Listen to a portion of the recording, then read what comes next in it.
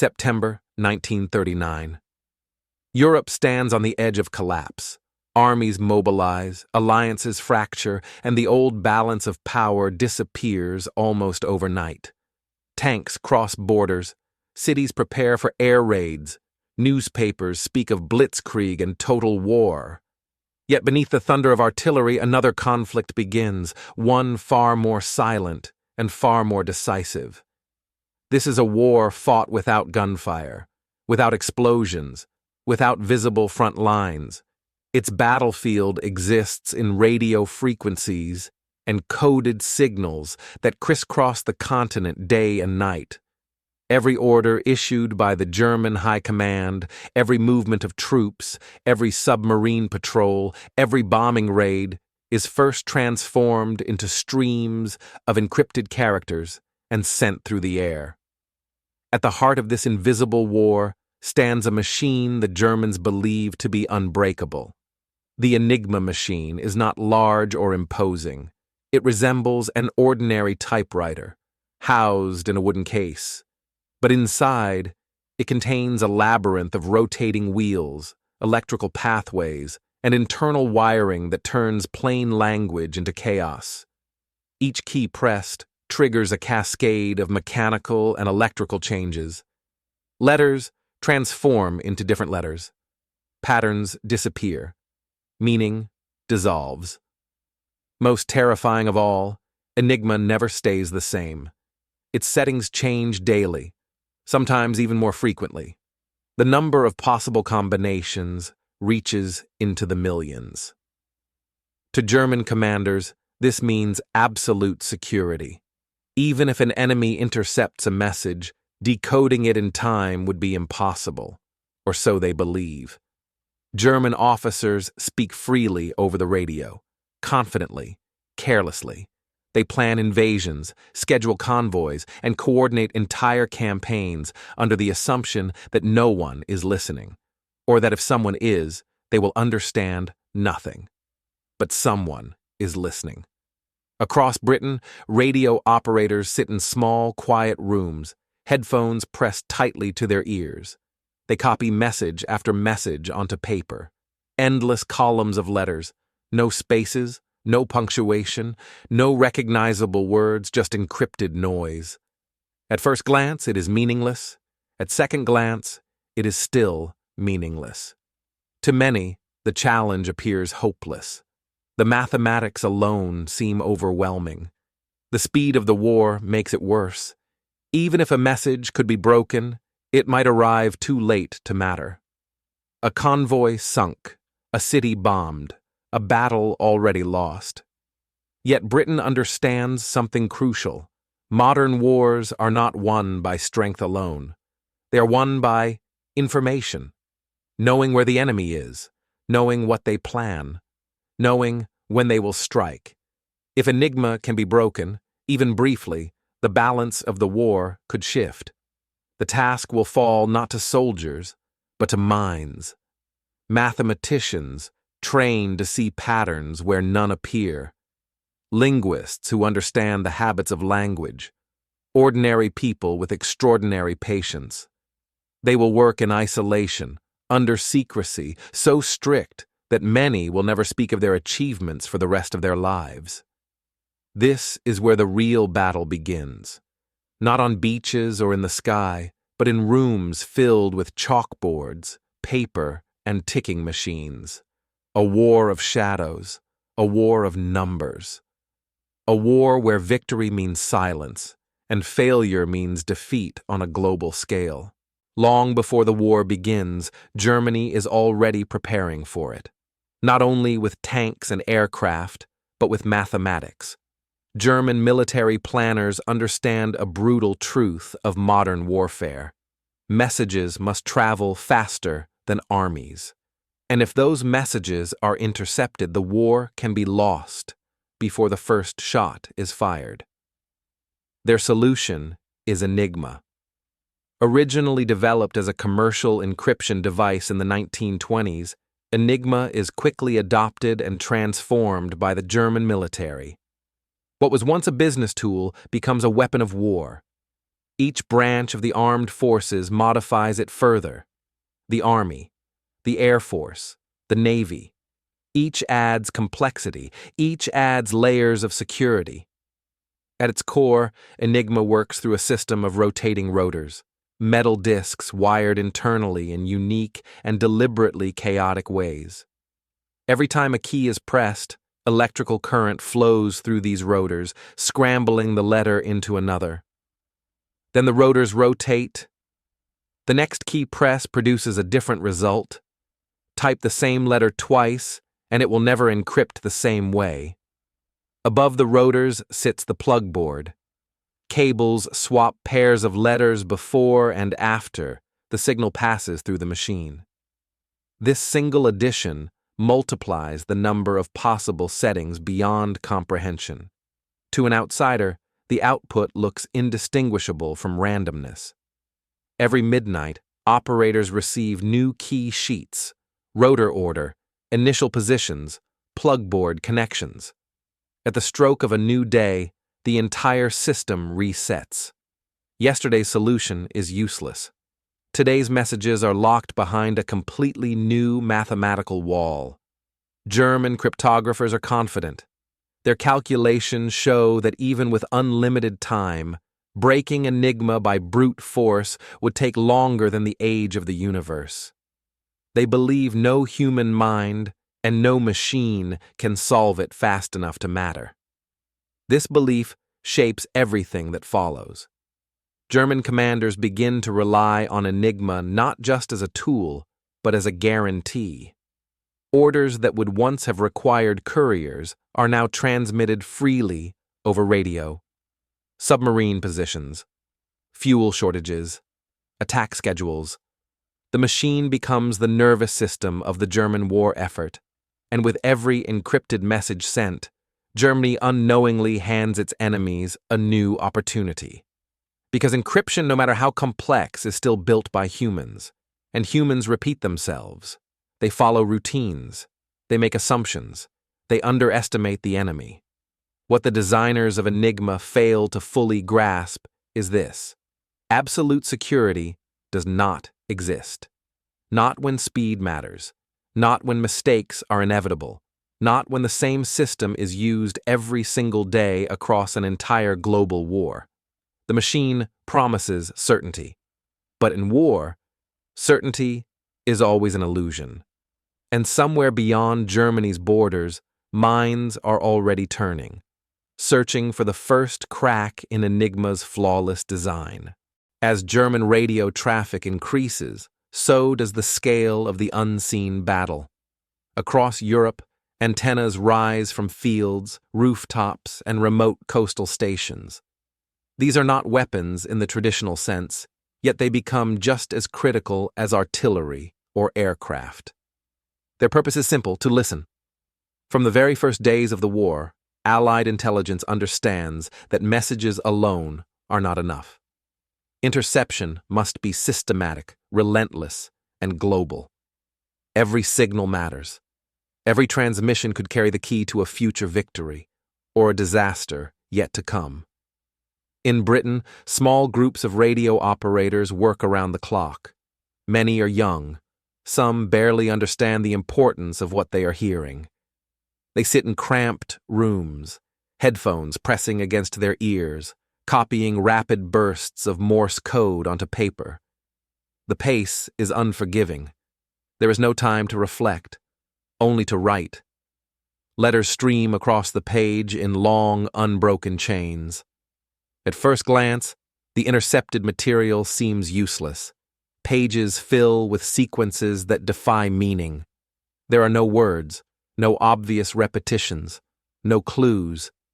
The Enigma system appears to be doing exactly what it was designed to do: erase structure and intention. Yet intelligence work is built on accumulation. One message reveals nothing. 1,000 messages reveal patterns. Operators begin to notice rhythms, transmission times, message lengths, call signs that reappear again and again. Even silence becomes information. When a unit that usually transmits goes quiet, something has changed. When traffic suddenly surges, preparations are underway. None of this breaks Enigma, but it narrows the battlefield. Interception stations expand rapidly. Britain builds a network that stretches from the Scottish Highlands to the English coast. Similar efforts unfold in other Allied countries. Messages are catalogued, sorted, and sent onward to analysts who will never hear the original signal, but will study its structure obsessively. The war at sea becomes especially dependent on this invisible flow of information. German U-boats rely entirely on radio to coordinate attacks across vast distances. Each transmission risks exposure. Yet without communication, the submarines are blind. German commanders face an impossible choice: communicate and risk interception, or remain silent and lose coordination. They choose to trust Enigma. By 1940, Allied archives contain mountains of encrypted material. None of it is readable, yet none of it is discarded. Every scrap is preserved. Every message is dated, labeled, and cross-referenced. Because somewhere inside this chaos, Allied intelligence believes there must be order. And once order is found, the war will no longer be fought blindly. By late 1939, Allied intelligence is drowning in encrypted messages. Filing cabinets overflow, tables disappear beneath stacks of paper covered in meaningless letters. To many observers, the effort looks futile, an expensive exercise in frustration with no guarantee of success. Yet a small group of analysts believes the problem is not impossible. It is simply misunderstood. They begin with a simple assumption: no encryption system is used perfectly.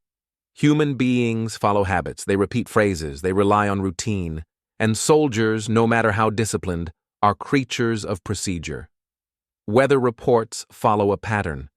Situation updates begin the same way each day.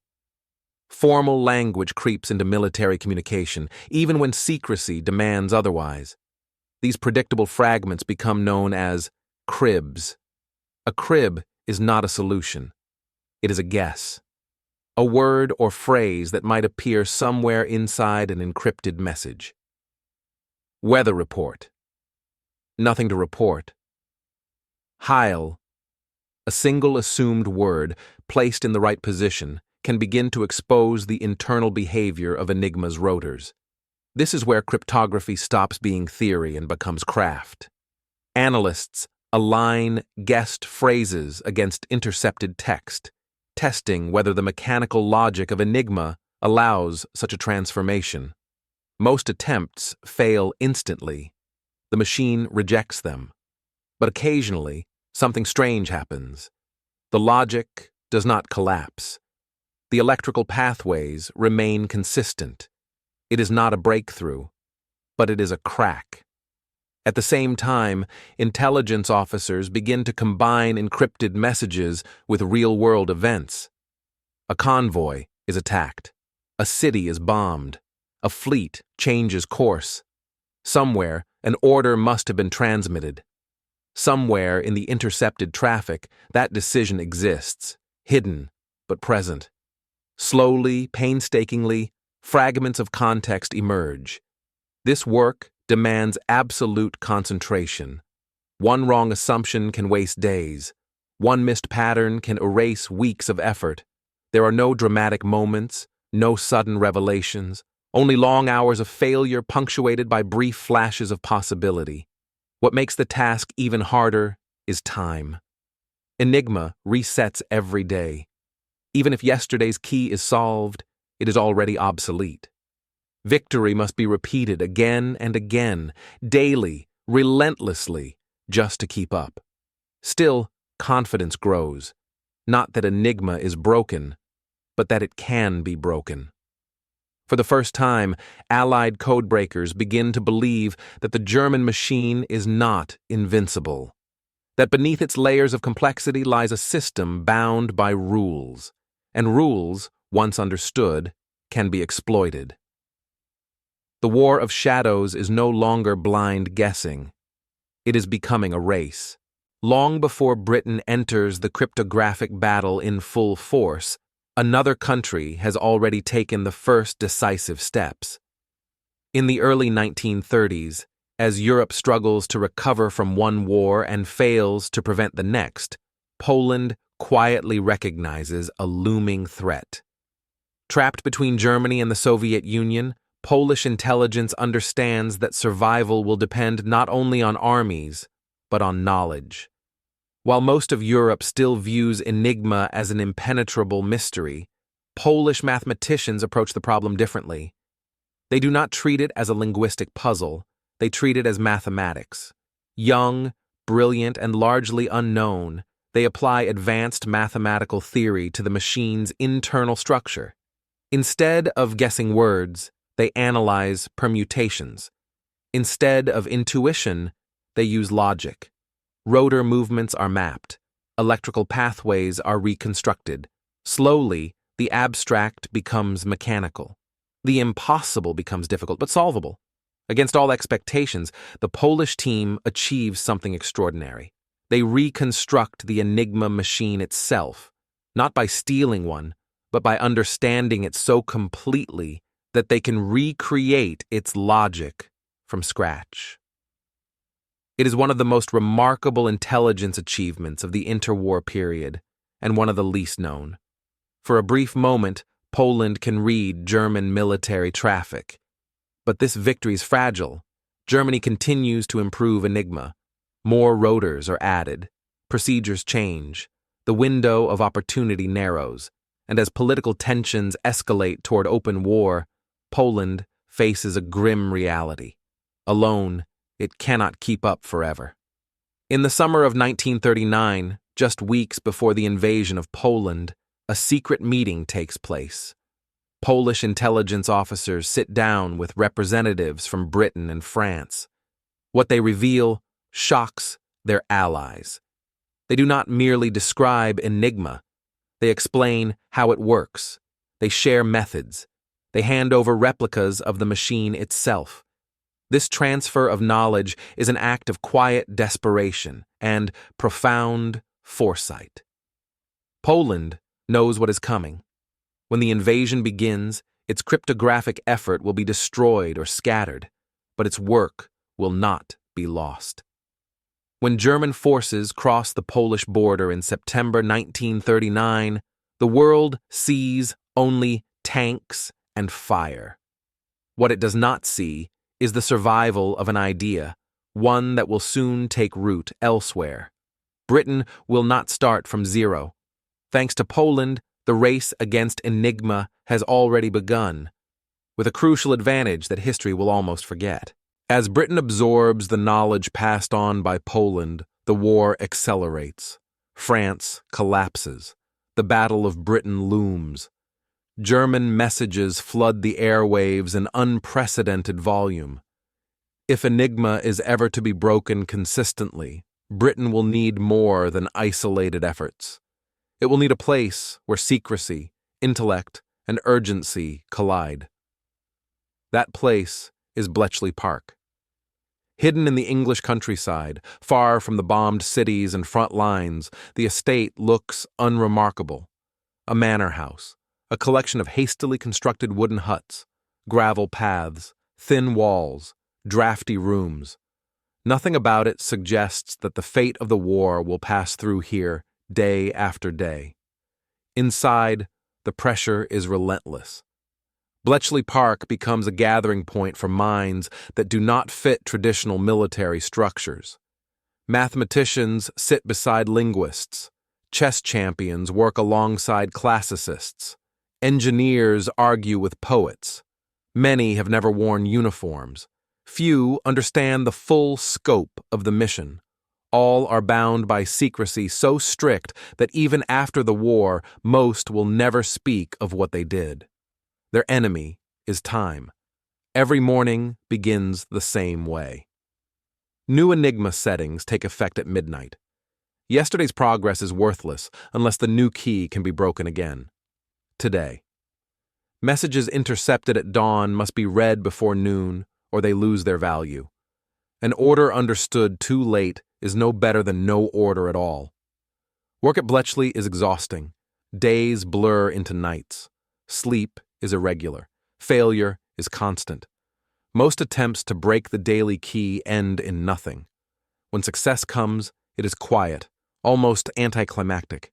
A few lines of plain text emerging from chaos.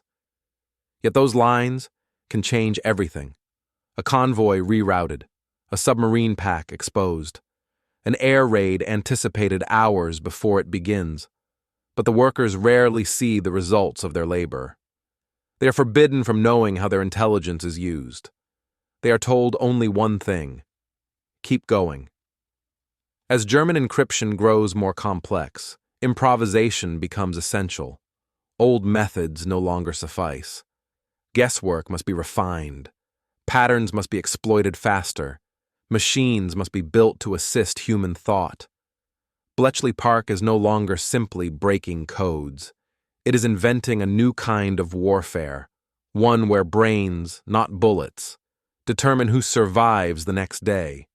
And at the center of this effort, a radical idea is beginning to take shape: that machines themselves might be used to defeat Enigma.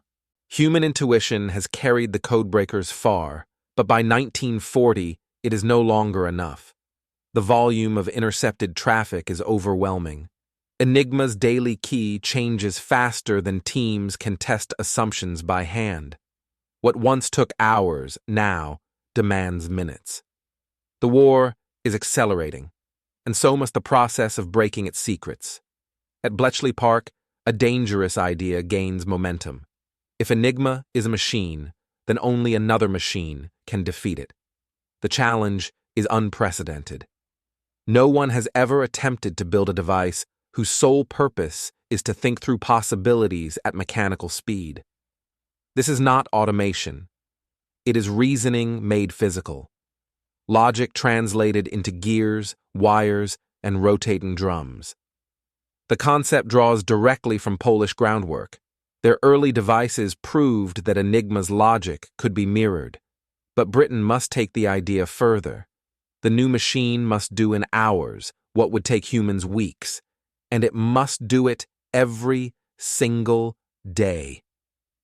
Engineers and mathematicians work side by side, sketching ideas that barely exist in theory. Assumptions are encoded. Known patterns are tested systematically. Cribs are transformed into electrical constraints.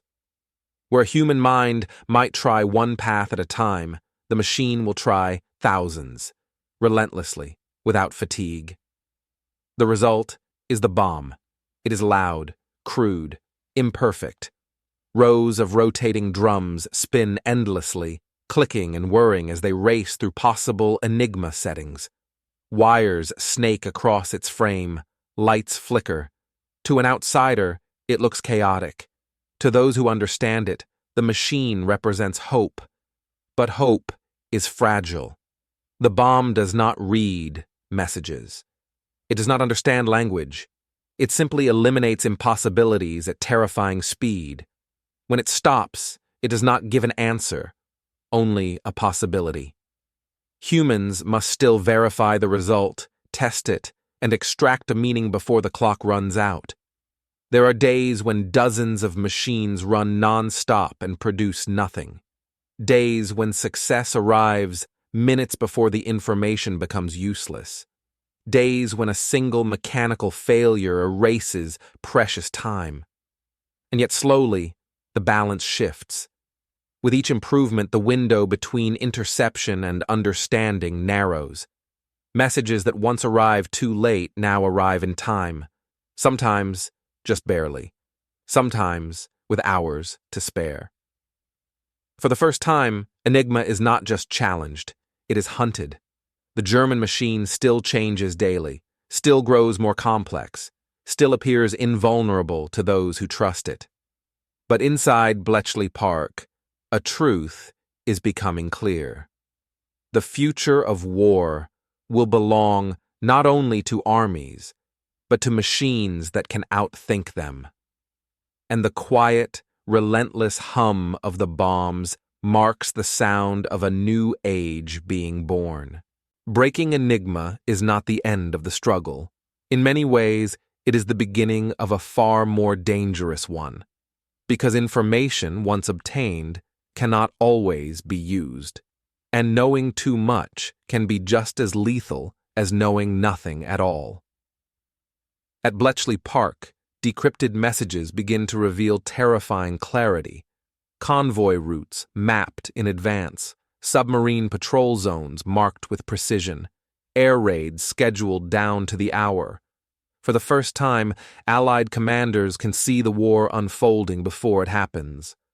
But this knowledge carries a deadly risk. If the Allies act too perfectly, if they evade every ambush, intercept every attack, reroute every ship, the Germans will notice. And once they do, Enigma will be changed. The system will be abandoned. Years of effort will vanish overnight, so restraint becomes policy. There are moments when intelligence officers know a ship will be sunk and allow it to sail anyway. Moments when bombers will strike a city and no warning is given, not because the information is wrong, but because using it would reveal its source. These decisions are made quietly, behind closed doors. There are no debates in public, no accountability, only numbers on paper and probabilities in the mind. How many lives can be saved today without endangering tomorrow?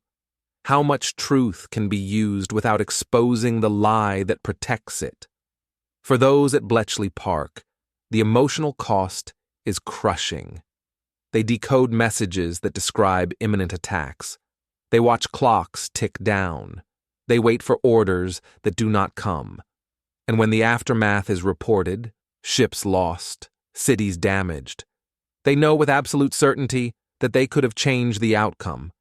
But they also know that revealing Enigma's secret too soon could cost far more lives in the long run. This is the moral battlefield of the hidden war. Victory here is not measured only in success, but in silence, in choosing when not to act, in accepting responsibility without recognition. The code breakers are forbidden to intervene, forbidden to explain, forbidden even to grieve openly. The information they uncover reshapes strategy at the highest levels, but the people who extract it remain invisible. Their names do not appear in reports. Their victories are credited to chance, skill, or superior tactics. Inside Bletchley Park, the work continues regardless. Messages arrive, bombs turn, decisions are made, the war moves forward. And with every decrypted signal, the codebreakers learn a brutal truth of modern warfare. Knowledge is power, but power, if used carelessly, can destroy itself. Nowhere is the impact of broken codes felt more sharply than on the open ocean. The Battle of the Atlantic is not a single clash, but a grinding struggle that stretches across years and thousands of miles. It is a war of endurance, where Britain's survival depends on ships that must cross hostile waters again and again. German U-boats prowl the Atlantic like wolves. They strike silently, often at night, disappearing before escorts can respond. Each sinking tightens the noose. Food, fuel, ammunition, everything Britain needs to fight must arrive by sea. If the convoys fail, the war may end without an invasion ever taking place. For months, the Allies fight blind. Then Enigma begins to speak. Decrypted naval messages reveal patrol zones, refueling points, and attack orders. U-boat commanders report successes and failures, unaware that their words are being read within hours. Slowly, Allied planners begin to see the ocean not as chaos, but as a map, one drawn by the enemy himself. Convoys are rerouted just in time. Escorts are sent where they are needed most. Air patrols appear over stretches of ocean once thought unreachable. Sometimes ships pass through empty seas where ambushes were planned only days before. The change is subtle, almost invisible to those at sea. Sailors believe they are simply becoming luckier, better trained, better protected. They do not know that somewhere in England, a message has already sealed their fate, either toward survival or destruction. But Enigma's advantage is never absolute. There are periods when the codes go dark again, new procedures are introduced, new rotors are added. For weeks, even months, the Allies lose their window into German naval plans. Sinkings rise, losses mount. The war at sea threatens once more to spiral out of control. Each blackout is a reminder. Enigma is not defeated once, but fought every single day. When access is restored, the effect is dramatic. U-boat losses increase. Wolf packs are intercepted. German commanders grow suspicious, but explanations are found. Improved radar, stronger escorts, better tactics. The truth remains hidden. By 1943, the balance has shifted decisively. The Atlantic is no longer a hunting ground for submarines, but a graveyard. And while new technologies play their part, those inside Bletchley Park know the deeper reason. The enemy's thoughts have been laid bare.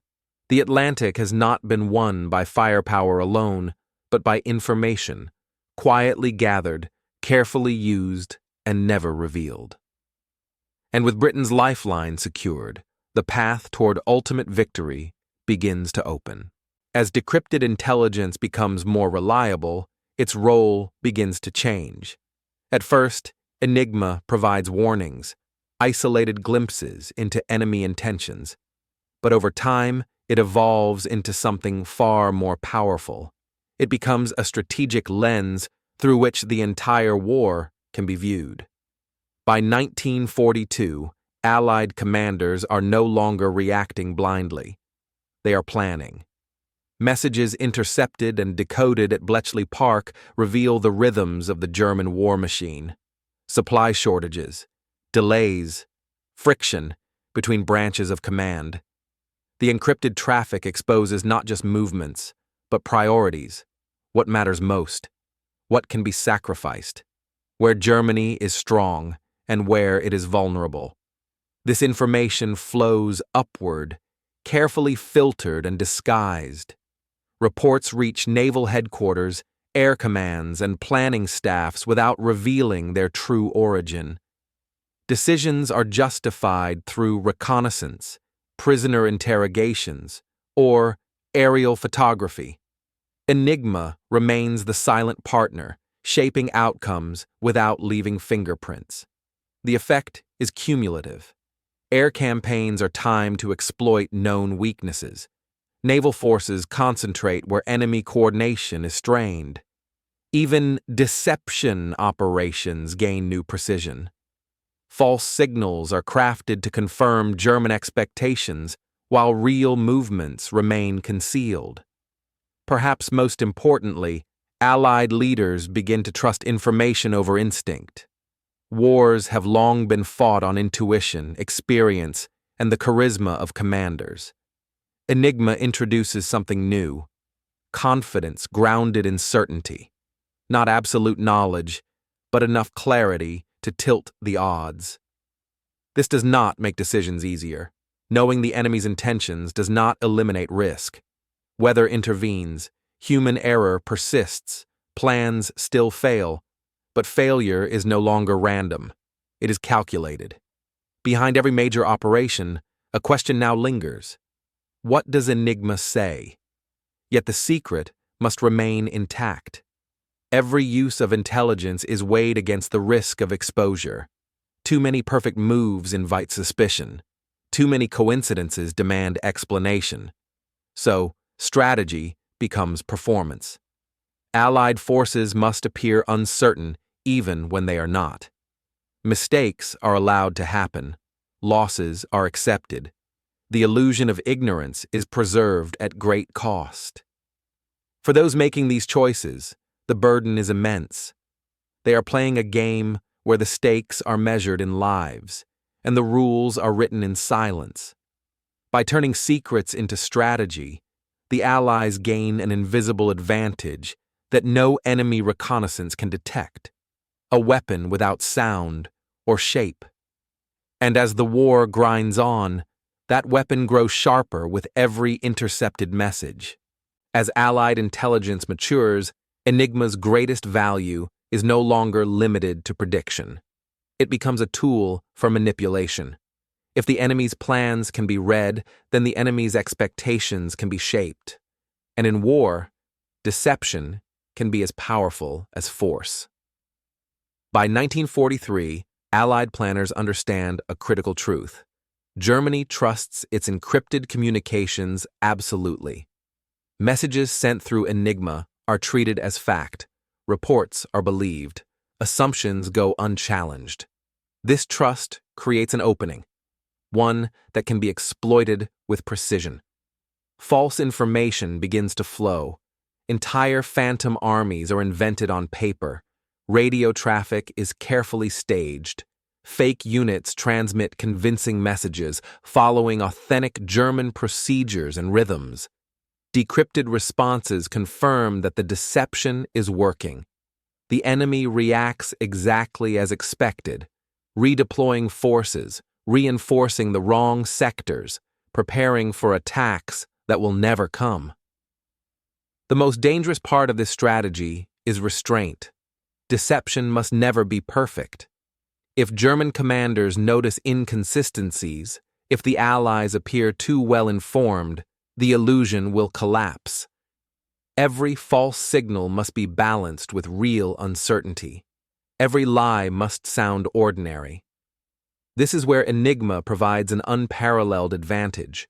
Because Allied planners can read German reactions in near real time, they know when to push further and when to stop. They can see doubt forming. They can sense confidence returning.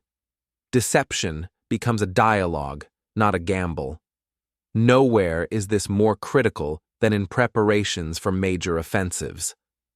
As Allied forces gather strength, Enigma reveals what Germany fears most and what it expects least.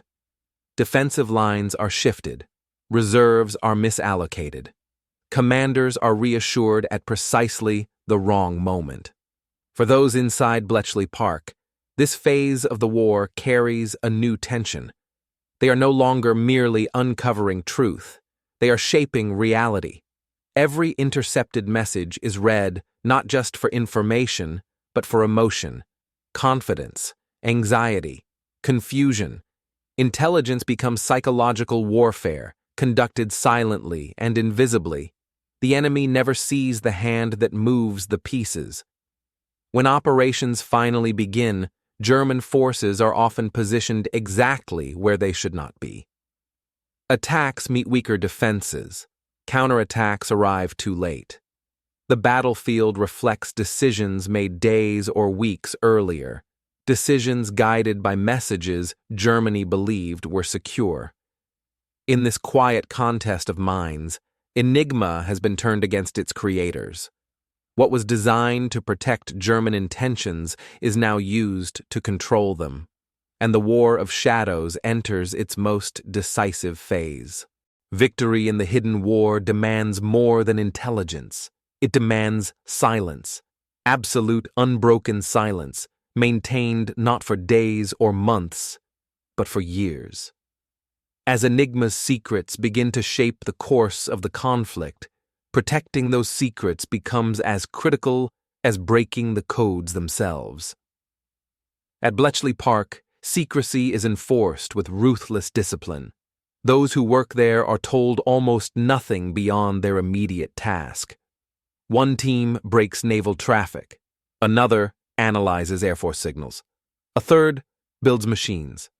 Very few understand how their work fits into the larger picture. Fewer still know how decisive their contributions truly are. This isolation is deliberate. If captured, no one can reveal what they do not know. If questioned, they can only speak in fragments. Even among colleagues, conversation is limited. Curiosity is discouraged. Trust is compartmentalized. The cost of this secrecy is deeply personal. Many code breakers live double lives. By day, they work on problems that determine life and death. By night, they write letters home that say nothing at all. They cannot explain why they are exhausted, why they disappear for weeks, why their work must remain unnamed. Friendships strain, relationships fracture, achievements go unacknowledged. Some workers decode messages describing disasters they know will soon become public: sinkings, air raids, failed missions. When news reaches the outside world, they must pretend to be surprised. They must mourn without explanation. They must carry knowledge that cannot be shared. Even after the war, the silence continues. Participants are bound by secrecy laws that forbid them from speaking for decades. Many will die before their role is ever revealed. Others will see their achievements attributed to luck, technology, or superior leadership, never to the invisible labor that made those successes possible. This silence is not accidental. It is strategic. If Germany ever realizes that Enigma has been compromised on a fundamental level, everything changes. Procedures will shift. Systems will be replaced. The invisible advantage will vanish. So the secret must survive longer than the war itself. Inside Bletchley Park, sacrifice takes a different form than on the battlefield. There are no medals, no public honors, no recognition in the moment that matters most. There is only the knowledge that the work is essential, and that history may never know the names of those who made it possible. In the war of shadows, silence is the final price of victory. As the war moves toward its final years, the struggle against Enigma does not fade. It intensifies. Germany adapts. New procedures are introduced. Additional safeguards complicate the code-breaking effort. Each change threatens to erase months of progress overnight. Victory, even now, is never permanent. For the codebreakers, there is no moment of relief. Every improvement made by the enemy demands a response. New rotors appear, message discipline tightens, transmission habits shift. What worked yesterday may fail completely today. The machines must be redesigned. The logic must be reconsidered. The race resumes, again and again. Yet the accumulated experience matters. By now, Bletchley Park has become something more than an intelligence center. It is an ecosystem of knowledge. Mistakes are remembered, patterns are recognized faster, procedures are refined. What once took weeks now takes hours. The hidden war has developed its own momentum. Beyond immediate military gains, Enigma's influence begins to reach deeper levels of planning. Large-scale operations rely on sustained confidence in the flow of intelligence. Logistics, reinforcements, and timing are shaped by what the enemy believes, and what he does not know he has revealed.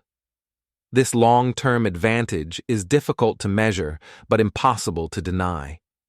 As Allied forces advance across Europe, German communications reveal growing strain.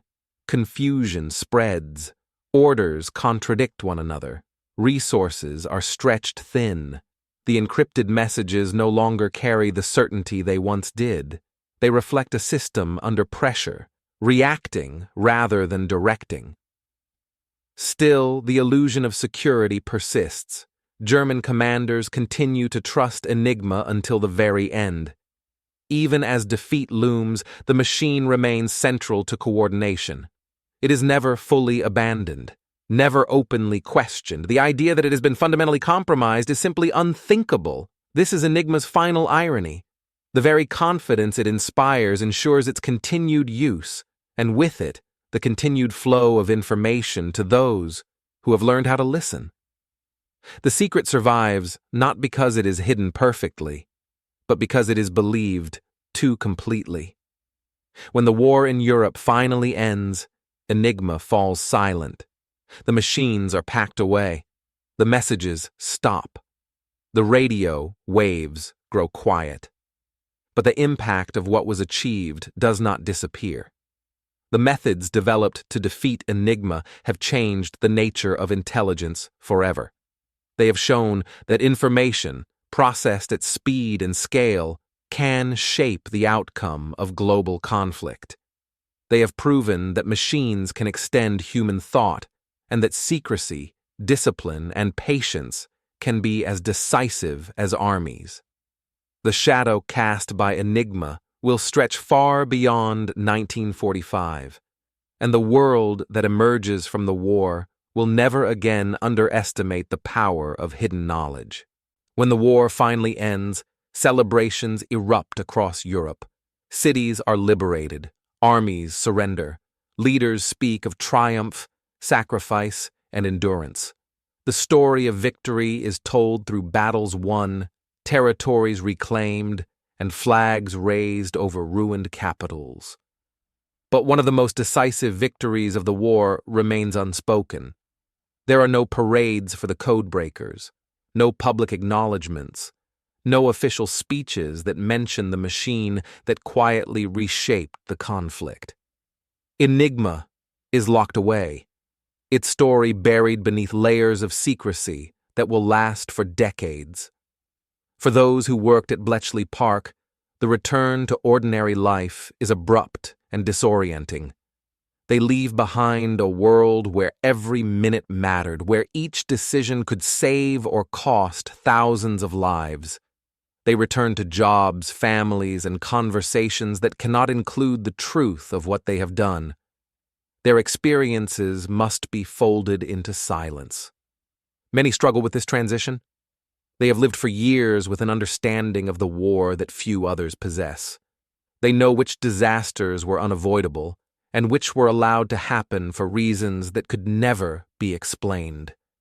They carry memories that cannot be shared, even with those closest to them. The secrecy is enforced not only by law, but by necessity. The techniques used to defeat Enigma are not relics of the past. They are foundations of the future. New conflicts are already emerging. New encryption systems are being designed. Revealing too much would endanger the next generation of intelligence efforts. So the silence continues. Histories are written without them. Official accounts credit radar, air power, industrial production, and battlefield leadership. All of these matter. None of them tell the full story. Behind the public narrative lies another truth: that the war was shortened, that lives were saved, that entire campaigns were shaped by information that never appeared in any communique. For years, even decades, the men and women who broke Enigma watch as the world debates how the war was won, knowing that one of its most powerful weapons remains invisible. Their victory is real, but it is unclaimed, uncelebrated, and deliberately forgotten.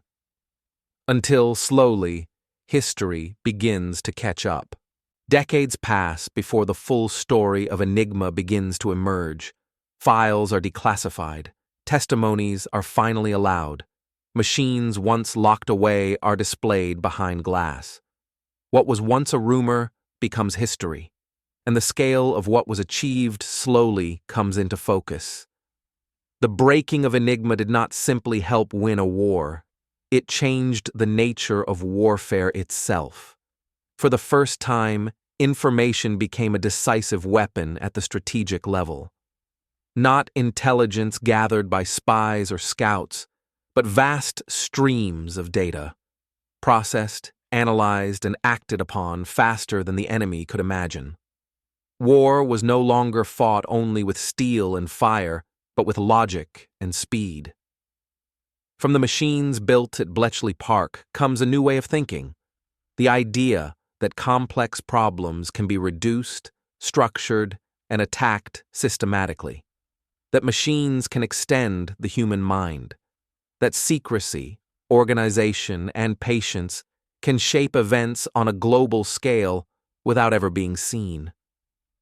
These ideas do not disappear with the war. They become the foundation of modern intelligence agencies. They influence the development of computers. They shape the digital world that follows. The quiet rooms, rotating drums, and ticking relays of the 1940s become the ancestors of technologies that will define the modern age. Yet the human element remains at the center of the story. Enigma was not defeated by machines alone.